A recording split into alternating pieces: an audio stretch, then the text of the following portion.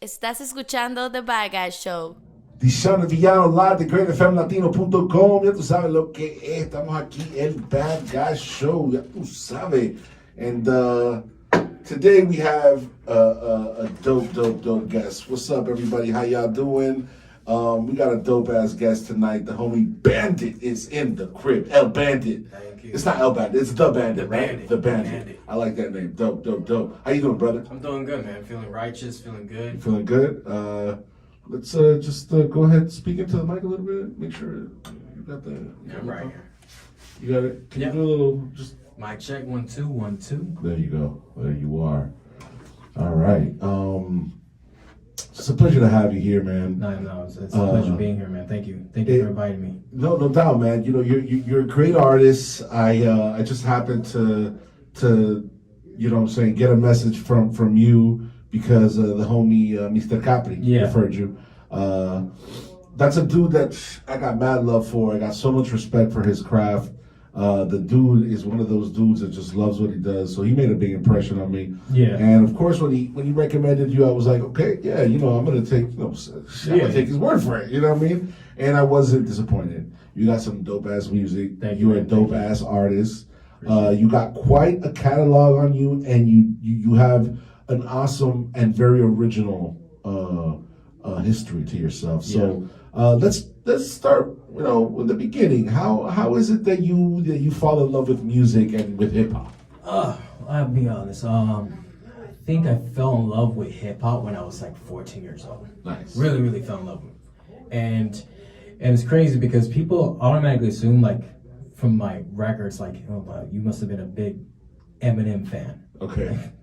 I was like, I am an Eminem fan, but it's not who made me love hip hop. Actually, I heard it a little bit in there. You got dope wordplay. You got dope wordplay. Everyone says that. Yeah. What really got me into hip hop was Big Pun. Okay. And when I heard his record Twins, it was the first major hip hop record I really heard, like I really listened to. That's the one with the deep cover. Deep cover. Yeah. And when I heard that, the way he spit, I'm like, what? Yeah. Little, yes, it's like, so badass. Like, blown away. And I'm just a little jitterbug, like, blown away from that track. And I was like, man, I want to do that. And he's Puerto Rican. I was like, that's insane. Are you Puerto Rican? Is your family Puerto Rican? Yeah. Okay, man. Cheers to that. Sure. My family, I have a little Puerto Rican in my family. My sister is half Puerto Rican, and we lived in the island for a while. And I feel like I'm part of the culture because I love it. Oh, no, it's a beautiful place to live there. I mean, I was born there. I'm half Puerto Rican, so I'm half Puerto Rican, half Colombian. Oh shit! But I was born on the island. I'm all Colombian myself, damn brother. Damn brother. So, shit. So, where's your parents from? My mom is from Puerto Rico. Puerto Rico. But she was born in Manhattan, so she's New York. She's New York. Right. So my dad is from Colombia. Okay. So do you know what parts of Colombia? Cali. That makes sense. Yeah. Kind of like un caleño conociendo una New Yorican in New York. They met. No, they met in Puerto Rico. In Puerto Rico. In college. Nice. They met in college. That's what's up. That's what's up. I was born there. Then we came here. I think when I was like 3. Okay. And then came back when I was like went back to Puerto Rico when I was like 5 or 6. And then I went to school over there. And I tell you, everything's a completely different society. Yeah. So it's like it's much more like Latin America. Yeah. Than the USA. And I grew up in Codosat. That's my hometown in Puerto Rico. Is Codosat. Nice. So I think I came back to the States. I think when I was like 9 or 10, and I've been here ever since. In Miami. No, in West Palm. Okay. I lived in West Palm. Grew up in West Palm. So that's where So that's where you caught the hip hop bug. Yeah. Was like, and you know, I can imagine that music was a part of your life because, you know, having a Puerto Rican and a Colombian parents is like, music is like on when the fucking food is being made, when the house is getting cleaned. I can imagine that you were exposed to a lot of music growing up. Especially my dad, like records, CDs, tapes, like genre of music, even rock. Really? Because my dad grew up in New York too. Okay. He was raised in Colombia, then he came to the States and moved to New York. So he has a lot of that rock, like Scorpions, Aerosmith, Bon Jovi. So I grew up with all that type of music. Oh. And but hip hop was just something that was just influenced by the culture. Okay. Just being around. Just being around, and then. Was it something like high school, something like that era of your life that kind of middle like school. Middle school? Middle school. I think it was like 6th grade. I was like nearly 5th grade, going into 6th grade. I was in 6th grade going into listening to hip hop. Did you try battling or did you try? Yeah, I was terrible. Yeah. How about graffiti or breakdance? Did you get into any of that? No, I'm a horrible dancer. No, when I first started rapping, of course, I had one of my best friends. He was a rapper. Okay. And he could rap. So I want to try it. So, as you know, like back then, a lot of people like when they heard me rap, it's like, oh man, he was horrible. And I look back on those days, I'm like, man, I was horrible. Sure, we all started somewhere. But a lot of the times I just wrote. Okay. I was writing. Okay. And it was like, I found it as a peaceful, and I wasn't trying to take it seriously. It was like, I was going through a little struggle at that time. Okay. Mentally. As a kid, and what teenager doesn't go through some stuff, phases? Sure. Like, I was going through some stuff in life, going through trials and tribulations. So I just took the rap as writing as a form of peace of mind. Like, to keep myself in the head. Like a therapy. Yes, it was therapy. Right. So I wrote down a lot of my emotions, feelings, and then, just started writing. And then to get better, because everyone said, you stink, I ended up reading the dictionary. That's good. That's actually really good. That's actually really good. And people think, you reading the dictionary? Yeah, I'm reading the dictionary. Yeah. Well, I've always heard, and I've always shared the opinion that to write better, you have to read more. Yeah. Yeah, of course. And I love reading. Yeah. I mean, I love reading comic books. Okay. Oh man, I love comic books myself. But I had an English teacher back then. He told me, bro, just read whatever you want to read. I don't care if whatever comes. I don't care if you're reading Playboy. Crosses your path. I don't care if you're reading Playboy. Just read. It's like, Yeah. all right, cool. Yeah. So it was just something The I back just of read. cereal boxes, whatever comes your way. Exactly. That's cool. When do you record your first track that it's like your first track where you're like, okay, this is what I would like, and that you also kind of get like feedback? Well, at what point in your career was that? I was the very first track I ever recorded. I was 16 years old. Okay. I was 16 years old, and I remembered the song. It was called "Pimpin' All Them Hoes." Damn.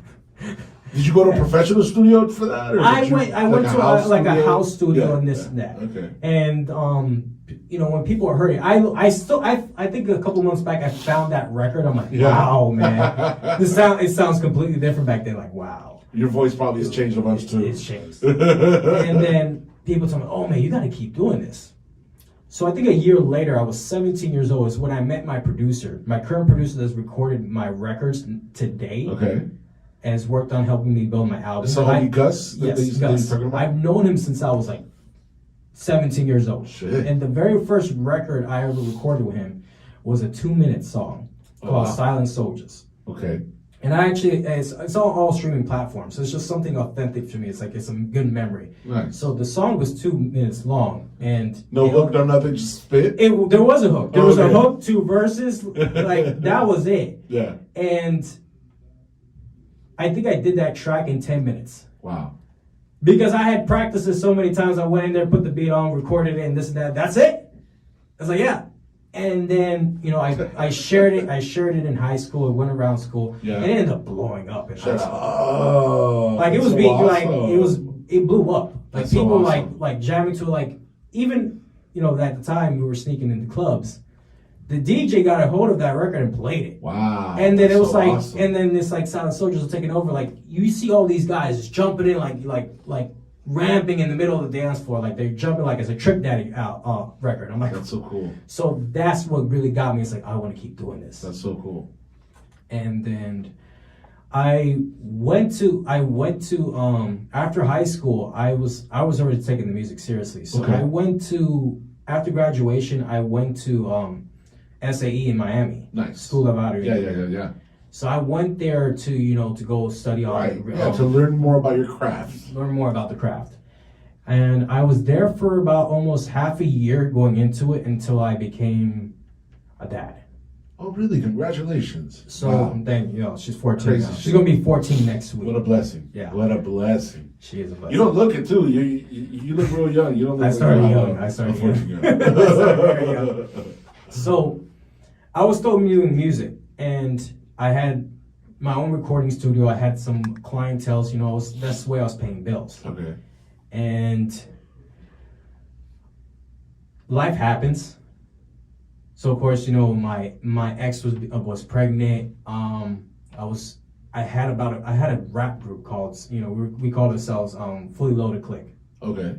And my production that the studio, I call it Silent Soldiers Entertainment. So we were doing big. We had a group. We had a demo. We were being featured on mixtapes. Passing around, and then and everybody like in the group. I ended up getting offered a record deal. Okay. And I think I was like 19 years old, and my daughter was about to be born. Right. But I think it was with Def Jam South in Cali. And that's when Scarface was running that. Right. That record I remember that time. I remember. And at that time, the offer was like for $50,000. Okay. I look back 19, like I look back over a decade ago, like that ain't nothing. Right. And they probably wanted a whole lot from you. Too. Yeah. So when I got off the record deal, I had to go move to Cali. And this was like a month prior to my daughter being born. Crazy. And my kid's mom didn't want to go. Of course. Like I had to make a choice. Yeah. So the choice that I made was I denied it because I prefer being a dad first because I wanted to be there for my kid. That was the most important thing to me, was being there for my kid. Congratulations. That's very cool, man. Great shit, man. And that's what's up. And then the rest was history, Right. I look back then, like years later, I was like, did I make the right decision? And I tell myself, yeah, I made the right decision. You got to. I got to. I don't regret that decision. And then I look back and like, imagine if I took that and moved over there 50,000 ain't nothing. Well, yeah, being a young person in Cali at that time, you probably would have gone through that pretty quick. And now, but the music streaming was different. Everything was still right. CDs. There wasn't, yeah. Everything was still CDs. We're talking about what, 2010? We're talking about 2010, yeah. Yeah. The streaming shit wouldn't kick in for another 5 years. Nothing. Yeah. It's not like what it is today. No. I got hip to just like learning how to distribute my own shit through like Hulk Share and shit like that, but like 2 years later, in 2012. 2010, it was like getting a record deal was probably like. You're still saying a CD to the record label? Yes. Yeah. That's how definitely. That's how different it was back then. And how did you work? Like, were your homies like mad at you that you didn't take the deal? None of them did were that mad. break up the group? I mean, it didn't really break up the group because everyone had their own fallout. Okay. So, and I'm still friends with them. They just everyone has gone their separate ways with life and everything. And it happens. Right. That even happened to me. I walked away from music. Really? I walked away from it, and I focused on being a dad. I focused on trying to make money, pay the bills, because I ended up, being a single dad. Oh wow. That's crazy. I was separated from the mother of my child and everything. So, but it was just a different times. Right. And I will dabble, like I will call my producer, bro, goes, hey, I want to do something like for fun. I did it for fun. Like I go back to the studio just to do fun, like just like for therapy. Yeah. And but I did at that time. This was like I think 6 years ago. Okay. I wasn't taking it seriously. Then 2 years back, my daughter's already old enough. Everyone, I think one of my ex-girlfriend heard my old stuff. Okay. And she looked at me. It's like, this is you. Like, yeah, that's me. And then I think people were like telling me, like, what are you doing? Sure. Like, why aren't you pursuing this, bro? Yeah, exactly. I was like, what are you doing? Like, so, I went, I think a couple months later after that whole scenario, I ended up going back to the studio. I said, let me do something. I'm going to spit. Okay. So I did like a little 2-minute freestyle, and I put it on Facebook, just for fun. And I just had nothing but huge feedback coming back from me, like messages, and even people say, yo, you coming back into music? You coming back into music? I'm like, oh, I haven't really thought about it. I just did it just to do it. Okay. And I sat down by myself really to think about, like, should I really go back into this?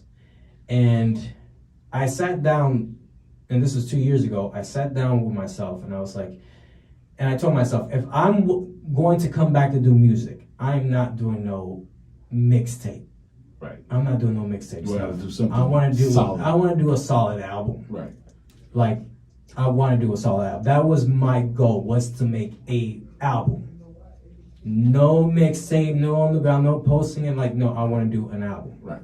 That was the goal. So I went back. My producer had just opened up his new studio, 4G Studios. Okay. I'm the first artist that ever recorded in his studio. Nice. So I remember. And now by this time you're already like this. You're already determined that you're back. Yeah. Okay. Oh yeah. And for months, when I started making music, I ended up getting radio play. I think about 2 years back. I ended up getting radio play on the records that I was recording. Out there in West Palm? West Palm, Chicago, New York. Okay. Which it was like, wow. It was crazy. I even made it on the top charts in Chicago. The top music charts. The top. I was seeing that you have some like charting records on Billboard and everything like that. Tell me more about this, but I want you to eventually get to that situation. So, and things just started going up. And to a point, I was like, I was working on the album and everything. I was being charted, like, in cities. I'm like, oh, cool. And I had no manager at that time. Everything was just like... Just happening. It was happening. Yeah. Like, I don't have a huge following on my Instagram. It's just happening. People hearing my stuff. Like, Mr. Copy heard my stuff. I actually met him in a concert, on a gig, on an opening for Plan B Madi. Yeah. So, I remember that. That wasn't too long ago. And he off us. Nice. And I had just dropped my record, Ready or Not. And the radio hostess who was hosting it, he heard the record, and he calls me up saying, hey, we want you to open up for Madi, for Plan B. I'm like, you know who he is? Yeah. I'm Puerto Rican. Yeah. I grew up with that music too. I was like, yeah, but I told you do know I'm English. Right. It's like, doesn't matter. It's music. Cool. So I told him, yeah, I do it. And that's why I met Mr. Copy and all that. And then, I'm performing, I think we were performing in front of like 300 people at that time. Fucking awesome. And I think I was the only opening act that was English. That was all English. That was all English. That's cool. But everyone loved it. That's like, I had the standing ovation and everything. So I was like, okay, cool. Yeah, that's what's up. And then I stopped because I was in a relationship. Okay. And like I said, my goal was always try to be a parent, be a family man, and that. And I stopped it. And for months I was going through a depression. I was like, it was bad. Damn. Like, real bad. Like, so the point is like, man, I need music in because my of the relationship situation? It was a lot more than that. It was like I always put my life on pause for others. Okay. And it doesn't have to be with a relationship. It could just be generally with anybody, because I think that's just the type of person I am. I get you. I'd rather have someone that I care about, whether it's a relationship, spouse, or a family member, or a friend. I'd rather see them succeed first before me. Like, I always put my needs last to try to come for theirs. Okay. Which is...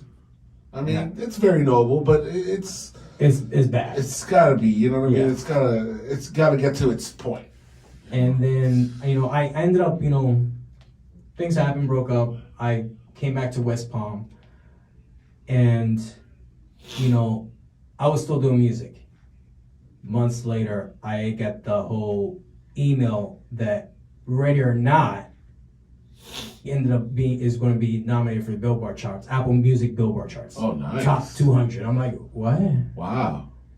What a bless. I didn't expect that. Right. And when I recorded that record, I was going through a stage at that time. I just went back to, I need to spit something. Yeah. I told my producer, I feel like my producer's my therapist. I like to go over there, tell him, yo, this is what's going on. That's how. I got to be free, bro. it's like I think 10 minutes later, someone's knocking on the door. It's like, brings me a bag of something, to smoke, and then it's like, okay, and then he's like, we're gonna do something. Nice. We get on the mic, we make the beat and everything. We sample off the Fugees, Ready or Not. taking Lauryn Hill's vocals and everything. Yeah. And that whole record, it was a freestyle. Okay. It wasn't even written. Damn. And I don't remember me spitting that. That's how... You were lit. I was lit. I was lit. You were lit. That's crazy. And he even told me, we can't do nothing with this. This is like a YouTube thing and you just show it for fun. Right. So, and I was going through the distribution and I was like, you know what? I was reading up terms of what sampling or coverage or licensing rights. Right. So I was reading the terms and all that. So I did the application to submit that it was sampled. Yeah. And I sent it in. The distributor, I was like, well, what are they going to say? No. Of course. I just did it out of the whim. Like I think I was bored, read the terms, and like, oh, let me send it in. Okay. I think 2 months later, I get an email saying if Rough House Records are accepting terms, but they're taking majority of royalties. Of course. And I was like, That's usually like the deal that they make nowadays. But it gave me the licensing rights to use the sampling in Lauryn Hill's vocals. That's so cool. So that's so fucking cool. And then when it comes to royalties, like you guys see the breakdown, like percentages wise. Yeah. I was like, I only got like 0.05% of royalties. Right. They're taking everything regardless. They took it all. Yeah. I'm left with everything. And then when I got the email, I was like, and I was going through my stuff, and I get the email that the record hit 11 million streams. Wow. Congratulations. That's Thank awesome. You. And I believe it was by luck because the way the algorithm worked at the time was like people use Shazam or looking up the music because the track is called Ready or Not. Right. And sampling so much of Lauryn Hill's vocals that when it'll pop up when people are looking for the Ready or Not record. Yes. Yeah. And then my song pops up. Right. And then people have it on their playlist and all that. I'm like, oh, cool. Wow. 11 million streams. And then looking at how much did I make? Nothing. But I got Billboard charts and I was still shocked, but I wasn't happy. Okay. I was still going through it. Okay. And to a point where it's like, I was in such a dark place that I went back in the studio, did a track before the record Scars, my newest record. Yeah. I did one called In the Air, and it was terrible. It was like horrible. I was like, this is bad. I don't even know if I should release this. And I was going through such a dark stage that I admitted that mental health and all that, depression, it's murderous. Right. Yeah. It will kill you. It's the real deal. Yeah. So it was to a point where it's like I felt I was in that state of mind where I want to end it. Wow. And then I was like, That's and I tell this to everyone, I admit that I had a moment of weakness. Okay. With everything I was going through, a moment of weakness, and then because of that moment of weakness, something popped in my head like a beat, and then I just started writing. I just started writing like a madman, and I called my producer, "Hey, I got something." Yeah. We get the beat. The production that was made, the beat was made by Tuna Beats. Okay. And we got the vocals in and everything, the hook and everything. And I was in such an emotional state. I recorded that record, and it came out raw. I was like, wow, this is great. But the one thing I didn't want people to know. Estás escuchando The Bad Guy Show.